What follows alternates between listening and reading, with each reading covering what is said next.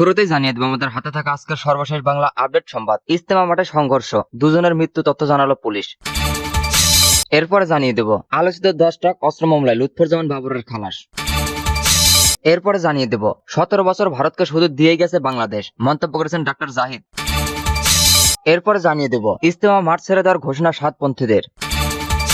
সর্বশেষ জানিয়ে দেব সালমান রহমানের দাড়ি কামানো নিয়ে যা বললেন ডাক্তার জাহিদ। এতক্ষণ শুনছিলেন সংবাদ শিরোনাম, এরপর বিস্তারিত।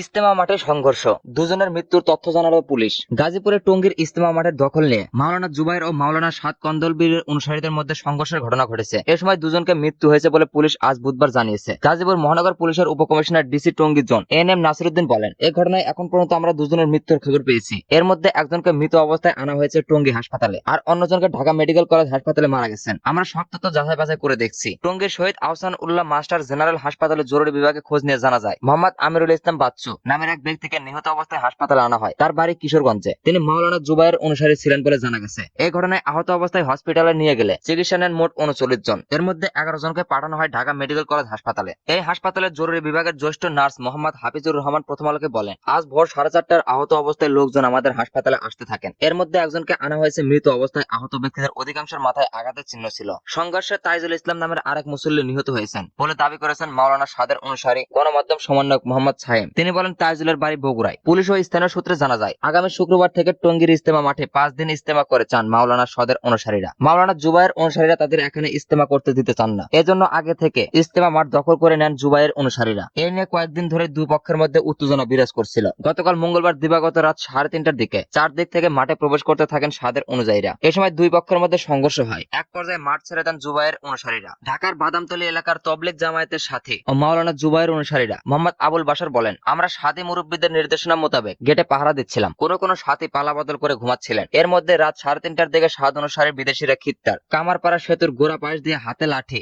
রড সহ বিভিন্ন জিনিস নিয়ে মাঠে প্রবেশ করেন। প্রথমে তারা মূল গেট অর্থাৎ 6 নম্বর দখলে নেন। এরপর দলে দলে চারদিকে থেকে আমাদের উপর হামলা চালানো হয়। তবে ভিন্ন কথা বলছে সাদের অনুযায়ীরা। সাদের অনুসারীদের গণমাধ্যম সমন্বয়ক সায়েম বলেন, রাতে মাঠে ঢোকার কোনো পরিকল্পনা আমাদের ছিল না। দেশের বিভিন্ন জায়গা থেকে দলের আমাদের সাথীরা আসছিলেন, কিন্তু জুবাইর অনুসারীরা রাস্তার বিভিন্ন অংশে আমাদের সাথীদের বাধা দেন, মারধর করেন। আমরা বিষয়টি পুলিশকে জানাই। পুলিশও আসে, কিন্তু তাও তারা বাধা দেন, মারধর করেন। আমরা বিষয়টি পুলিশকে জানাই। এদিকে আমাদের অনেক সাথী আসতে থাকায় ইজতেমা মসজিদের জায়গা না পেয়ে কামারপাড়া ব্রিজ ও রাস্তার বিভিন্ন অংশে অবস্থান নেন। কিন্তু সেখানে হঠাৎ অনবরত ঢিল ছুটতে থাকেন জুবাইরের অনুসারীরা। পরে আমাদের সাথীরা বাধ্য হয়ে মাঠে প্রবেশ করেন। আলোচিত 10 ট্রাক অস্ত্র মামলায় লুৎফুজ্জামান বাবরের খালাস। চট্টগ্রামে বহুল আলোচিত 10 ট্রাক অস্ত্র মামলায় সাবেক স্বরাষ্ট্র প্রতিমন্ত্রী লুৎফুজ্জামান বাবর সহ কয়েক আসামি খালাস দিয়েছেন হাইকোর্ট। এছাড়া উল্লাপাড়া সামরিক কমান্ডার পরেশে বড়ুয়াকে মৃত্যুদণ্ড থেকে যাবজ্জীবন দণ্ড দেওয়া হয়েছে। বুধবার 18 ডিসেম্বর বিচারপতি মুস্তফা জামান ইসলাম ও বিচারপতি নাসিরউদ্দিন আক্তারের সমন্বয়ে গঠিত হাইকোর্ট বেঞ্চ এর রায় ঘোষণা করেন। এর আগে গত 6 নভেম্বর চট্টগ্রামে 10 ট্রাক অস্ত্র চোরাচালানের ঘটনায় করা মামলায় আসামিদের ডেথ প্রিফারেন্স, মৃত্যুদণ্ড অনুমোদন ও আপিলের উপর শুনানি শুরু হয়। সেদিন সাবেক স্বরাষ্ট্র প্রতিমন্ত্রী লুৎফুজ্জামান বাবর সহ কয়েকজন আসামির পক্ষে শুনানিতে ছিলেন জ্যেষ্ঠ আইনজীবী এস.এম. শাহজাহান। সাবেক স্বরাষ্ট্র প্রতিমন্ত্রী বাবরের পক্ষে শুনানি করেন আইনজীবী শিশির মনির। 2004 সালের 1 এপ্রিল সিএপিএফএল ঘর থেকে আটক করা হয় 10 ট্রাক ভর্তি অস্ত্রের চালান। এ নিয়ে কর্ণফুলী থানায় অস্ত্র আইন ও বিশেষ ক্ষমতা আইন চোরাচালানের অভিযোগ এনে দুটি মামলা হয়। মামলায় 2014 সালের 30 জানুয়ারি চট্টগ্রাম মহানগর দায়রা জজ আদালত এবং বিশেষ ট্রাইব্যুনাল এক রায় দেন। এর মধ্যে অস্ত্র চোরাচালান মামলায় বিচারিক আদালতের রায়ে সাবেক শিল্পমন্ত্রী ও জামায়াত ইসলামের আমির মতিউর রহমান নিজামী ও অন্য মামলায় ফাঁসি কার্যকর সাবেক স্বরাষ্ট্র প্রতিমন্ত্রী লুৎফুজ্জামান বাবর, ভারতের বিচ্ছিন্নবাদী সংগঠন উলফার সামরিক কমান্ডার পরেশে বড়ুয়া এবং দুটি গোয়েন্দা সংস্থার ঊর্ধ্বতন কর্মকর্তা সহ 14 জনকে ফাঁসির আদেশ দেওয়া হয়। অস্ত্র আইনে করা অন্য মামলার যাবজ্জীবন কারাদণ্ডের দেশে হয় একই আসামিদের। বিচারিক আদালতের রায়ের পর 2014 সালের 6 ফেব্রুয়ারি রায় সহ মামলার নথিপত্রে হাইকোর্টের ডেথ রেফারেন্স শাখায় পৌঁছে, যা ডেথ রেফারেন্স মামলা হিসেবে নথিভুক্ত হয়। অন্যদিকে কারাগারে থাকা দণ্ডিত আসামিরা সাজার রায়ের বিরুদ্ধে 2014 সালে হাইকোর্ট পৃথক আপিল করেন। 17 বছর ভারতকে শুধু দিয়েই গেছে বাংলাদেশ, মন্তব্য করেছেন ডাক্তার জাহিদ। বিএনপির স্থায়ী কমিটির সদস্য অধ্যাপক ডক্টর এজেডএম জাহিদ মন্তব্য করেছেন, গত 17 বছর ভারতকে শুধু দিয়েই গেছে বাংলাদেশ। বুধবার 18 ডিসেম্বর জাতীয় প্রেস ক্লাবের সামনে 12 দলীয় জোটের উদ্যোগে আয়োজিত সাম্প্রদায়িক সম্প্রতি বিনিষ্ট ভারত সরকার ও মিডিয়ার অপপ্রচার এবং ভারতীয় আগ্রাসন রুখে দিতে প্রতিবাদ সমাবেশ প্রধান অতিথির বক্তব্যে তিনি এসব কথা বলেন। ডাক্তার জাহিদ হোসেন বলেন, ভারতের প্রধানমন্ত্রী টুইটারের মাধ্যমে যে মনোভাব প্রকাশ করেছেন সেটি বাংলাদেশের স্বাধীনতার সার্বভৌমত্ব নিয়ে প্রশ্ন তুলেছেন। যে ষড়যন্ত্র রেসকোর্স হয়েছিল গত 17 বছর ভারতকে বাংলাদেশ শুধু দিয়েই গেছে। বলা হয়েছে ভারতকে ট্রানজিট দিলে বাংলাদেশ নাকি সিঙ্গাপুর হবে। বিগত বছরগুলোতে আমাদেরকে শুধু ভুল বোঝানো হয়েছে। তিনি বলেন, ভারত আমাদের মুক্তিযুদ্ধের সময় পাশে দাঁড়িয়েছিল, সেজন্য আমরা কৃতজ্ঞ। তবে বিগত বহু বছর তারা কারায় গন্ডায় প্রতিবাদ আদায় করেছে। আজও ফারাক্কার পানির সমস্যার নিরসন হয়নি। সীমান্তে মানুষ মারা হচ্ছে। ভারতের বাঁধ খুলে দিয়ে বাংলাদেশকে অনাকাঙ্ক্ষিত বন্যার সৃষ্টি করা হয়। তারা পেঁয়াজের দাম বাড়িয়ে দেয়। ডক্টর জাহিদ হোসেন বলেন, আমরা রাষ্ট্র মেরামত করার লক্ষ্যে 31 দফা নিয়ে কাজ করছি। অতি দ্রুত জাতীয় নির্বাচন দিতে হবে। এরশাদের পতনের সময় কতদিন পর নির্বাচন হয়েছিল সেটা সবারই মনে থাকার কথা।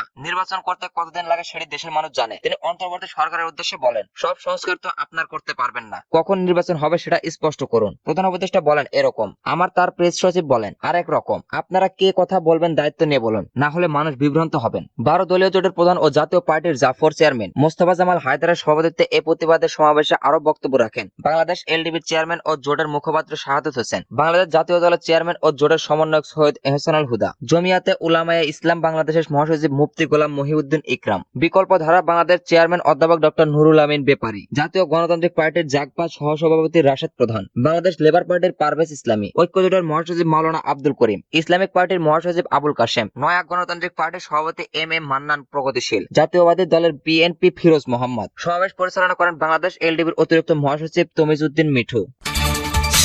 সালমান রহমানের দাড়ি কামানো নিয়ে যা বললেন ডক্টর জাহিদ। আওয়ামী লীগ নেতাদের দুর্নীতি নিয়ে বিএনপির স্থায়ী কমিটির সদস্য ডক্টর এজেডএম জাহিদ হোসেন বলেছেন, এত পরিমাণ গুম খুন ও লুট করেও শেষ রক্ষা হয়নি। নিজেকে বাঁচার ভয়ে আপনি সালমান এফ রহমান নিজের দাড়ি কামিয়েছেন। অতএব অহংকার পতনের মূল। প্রত্যেকটা কাজের হিসাব কিন্তু আগামী প্রজন্মের কাছে দিতে হবে। কেউ হয়তো নেদারল্যান্ড গেছেন, কলকাতা গেছেন, কেউ চট করে ঢোকার চেষ্টা করেছেন। সৎ সাহস থাকলে ঢুকেন, বিচারের মুখোমুখি হন। বুধবার দুপুরে জাতীয় প্রেস ক্লাবের সামনে এক প্রতিবাদ সমাবেশে প্রধান অতিথির বক্তব্যে তিনি এসব কথা বলেন। ডক্টর জাহিদ বলেন, আমরা রাষ্ট্র মেরামত করার লক্ষ্যে 31 দফা নিয়ে কাজ করছি। অতি দ্রুত জাতীয় নির্বাচন দিতে হবে। এরশাদের পতনের সময় কতদিন পর নির্বাচন হয়েছিল সেটি সবারই মনে থাকার কথা। নির্বাচন করতে কতদিন লাগে সেটি দেশের মানুষ জানে। যেহেতু পতিত স্বৈরাচার সরকার 15.5 বছর দেশের সব গণতান্ত্রিক প্রতিষ্ঠানগুলোকে ধ্বংস করেছেন, সেজন্য সব রাজনৈতিক দলগুলো অন্তর্বর্তীকালীন সরকারকে সহযোগিতা করছেন, কিন্তু যত দ্রুত সম্ভব নির্বাচন দিতে হবে। তিনি অন্তর্বর্তী সরকারের উদ্দেশ্যে বলেন, সব সংস্কার তো আপনার করতে পারবেন না। কখন নির্বাচন হবে সেটা স্পষ্ট করুন। প্রধান উপদেষ্টা বলেন একরকম, আবার তার প্রেস সচিব বলেন আরেক রকম। আপনাদেরকে তো আমরা সবাই মিলে সহযোগিতা করছি। আপনারা কে কথা বলবেন দায়িত্ব নিয়ে বলুন, না হলে মানুষ বিভ্রান্ত হবেন। তিনি আরো বলেন, মানুষের দুর্শীহীন জীবন,